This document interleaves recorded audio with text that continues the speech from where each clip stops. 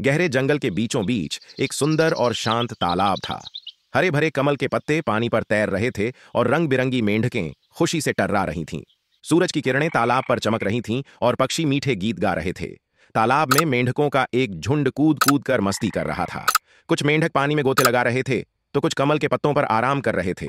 लेकिन इस सुखद वातावरण में एक कोने में काला विषैला सांप जीवन अपनी थकी हुई आंखों से उन मेंढकों को देख रहा था। उसकी पीली आंखों में चालाकी और भूख की चमक थी।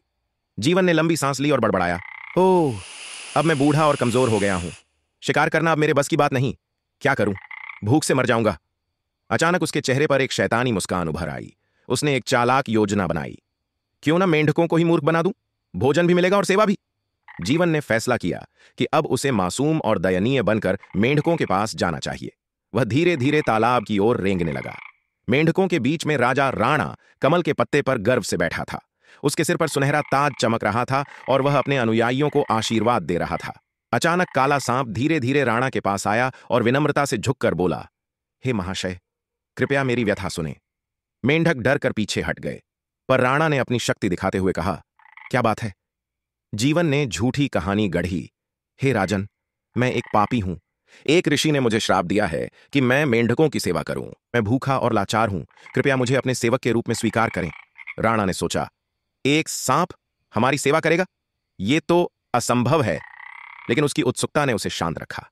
वृद्ध मेंढक संकू ने राजा से कहा, महाराज, यह सांप हमें धोखा दे रहा है। सांप कभी सेवा नहीं करते। लेकिन राणा ने उसकी बात अनसुनी कर दी। जीवन ने राणा को और प्रभावित करने के लिए कहा, मैं आपकी सवारी करूंगा और तालाब का भ्रमण कराऊंगा। यह मेरा प्रायश्चित है।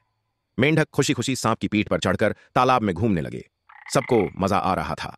जीवन ने अपनी चतुराई का उपयोग करते हुए राणा की ओर मुस्कुराते हुए कहा, महाराज, मैं तो आपका सेवक हूं।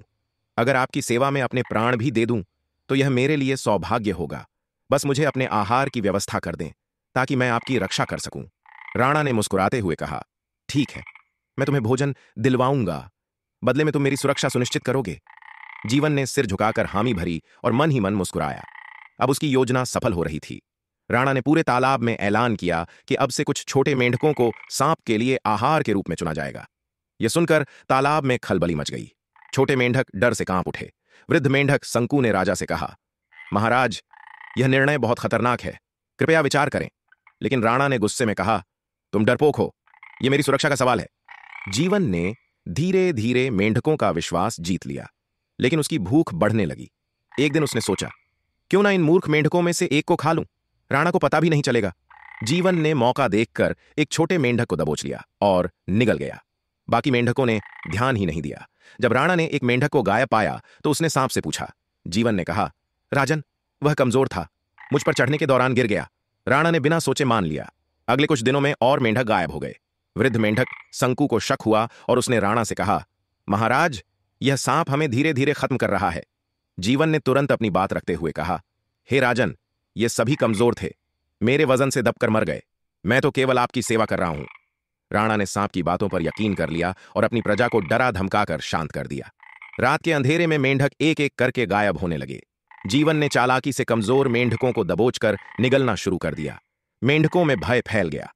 वृद्ध मेंढक संकू ने राणा से कहा, महाराज, कुछ गड़बड़ है। हमारे साथी गायब हो रहे हैं।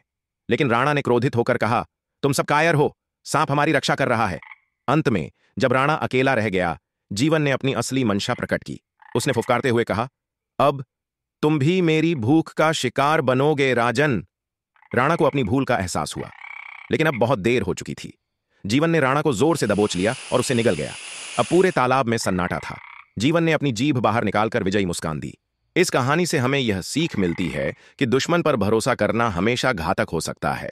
अंधविश्वास और गलत मित्रता हमें विनाश की ओर ले जाती है। बुद्धिमानी और सावधानी से ही संकट से बचा जा सकता है। अगर आपको हमारी कहानी पसंद आई हो तो लाइक, शेयर और सब्सक्राइब करें हमारे चैनल लाइफ ड्रीम को और जुड़ें ऐसी ही और मजेदार कहानियों के लिए।